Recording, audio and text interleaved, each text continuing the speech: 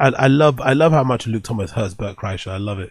Never seen. I mean, truly, Bert Kreicher is actually quite useful in one particularly important respect. Just one. Namely, if you've ever felt inadequate about, hey, am I qualified for this job? Couldn't they have picked someone better than me? Should I even really be trying to go get one of these, aspirational jobs or aspirational positions within the company you're in? Just know that. Yo, big up casual. Appreciate it, All brother. jokes aside, the way he shifts his kids around from spot to spot is screwed up. Papa and Slow Joe need to put themselves aside. Wow, great point. Great fucking point. I never thought about that, actually. That's a great fucking point. That is a great fucking point. They've moved about a lot, innit? I never thought about that at all.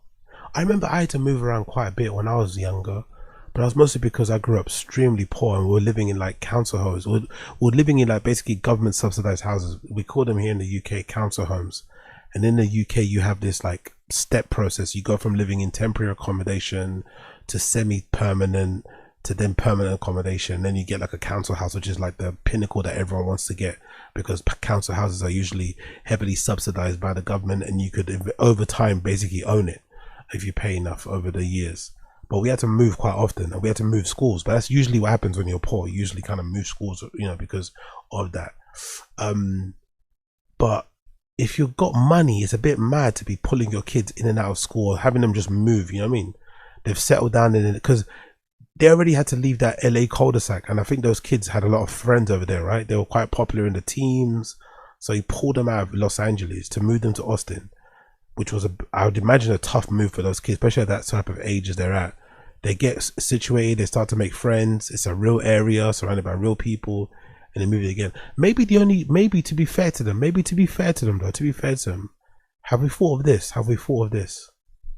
Is it possible that he's just selling that house to move to another house in that same cul-de-sac that might be a little bit more affordable? That could be possible. That's not too bad, is it?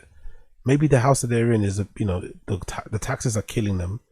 So that, hey, let's move into a place that's maybe got not as much property taxes, but is in the same sort of area. Would that be still a loss? Was that still an L? Bert Kreicher exists, which is ultimate proof that yes, go get that promotion, go get that raise, go get that new job, go believe in yourself, because he has quite literally no discernible talent. I mean this generally. Like, I've never laughed at a joke he told. He had one story that required him to take his shirt off that was fabricated as a way to get popular. He has no talent whatsoever. Don't I say this all the time? I don't want to be that guy that says, oh my God, I say it. But don't I say this all the time? Don't I say part of the reason why I think these streams are fun, part of the reason why I think it's fun to point and laugh at Brendan and all those guys, is because it kind of teaches you a valuable lesson in that they've kind of, obviously most of their success has been down to their relationships and their network, Rogan, Callan, all that stuff, right? And starting the time that they did. But a huge part of why those guys are successful, they don't really have any ability to feel embarrassed. They don't have any ability to feel shame. They don't have any ability to feel cringe. They don't really know the limits of their abilities. They think they can do absolutely anything, from movies to TVs to writing scripts to directing to hosting. I mean, they think they can do everything. So I think that inherent belief that they can do anything because they're like famous comedians, or because they know Rogan, or because of whatever, that kind of just go mindset, it can actually be quite helpful for you to adopt some of that in your own life. Because look at Brendan's a good example. Brendan's an absolute, nincompoop, for lack of a better term, right? Nincompoop to the max. Look how much he's been, quote unquote, been able to achieve in his life, given his shortcomings. It's quite astonishing what he's been able to do, given how redacted he is. So maybe applying some of that redactedness into your life, sprinkling some of that just go, sprinting some of that fucking, struggling to speak the English language, whatever he does, right? Sprinkling some of that those idiotic takes, all that stuff. It might actually benefit you. Absolutely zero. He's not funny. He's not interesting. He's not particularly bright. He's not well traveled. He doesn't have a sort of an open mind about the world. He is not cultured. He's swine. He's pure swine. And look at the level of success he's had. Like, he is the absolute ultimate proof that whatever. Big up Kreicher. Yeah, but has he really achieved anything? He literally can't go broke. That's an achievement, no? Is that an achievement? Get into a position in life where you can't go broke because you have a rich dad who's going to back you up. You have Rogan who's not going to let you look crazy on the internet and he's going to back you up. You have Callan. Is that kind of an achievement that you've got to a place in life where you're never going to have? Because let's have it for real here. Brendan's never going to ever have to work a regular job ever in his life, ever. That in itself is an achievement. Get into a place where you never have to work a regular job again. Is that an achievement? Am I clutching at straws here? Ever imposter syndrome you might be working with, you don't need to have it anymore. Let go of it. Exactly.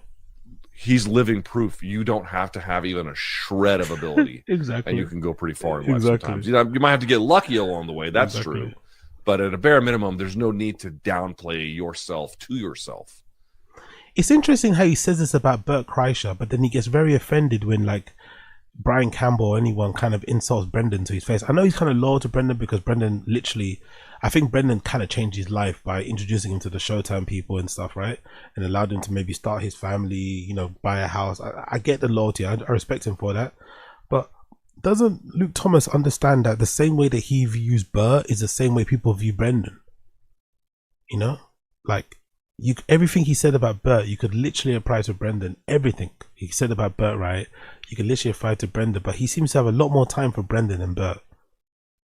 And if anything, you could say Bert is maybe more talented than Brendan. Like, it could be argued.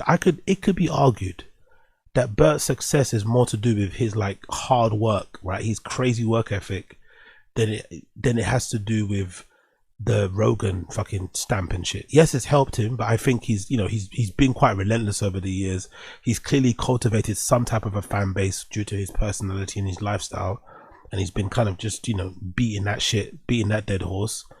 But at least with Bert, you can say he's kind of got, I wouldn't say he's got a deburnable talent, but he's definitely worked hard at whatever he's got. He definitely worked hard to get to the place that he's at now. Whereas with Brendan, you could definitely say, like, without Joe, like, it could be argued Bert without Joe would still be Bert. But Brendan without Joe, there's not a chance he's living in that house. There's not a chance. There's not a chance he's living in that house. There's not a chance he's got all those cars. There's not a chance in hell that's the case. So yeah, big up Luke Thomas though. Big up Luke Thomas. Big up Cage Casual. It's luck. Nobody likes him though. I'd rather work my ass off and have some respect. Papa seems shit to me. Some like me, or they don't. Their level of local must be absolute shit. Yeah, that's the thing though.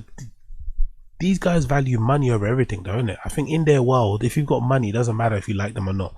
You kind of have to like them because they've got money. They live in that kind of weird world where like money is the be all and end all. You know, if you have money, it excuses everything essentially. I think that's the world that they live in. It's not really about being a good person or not.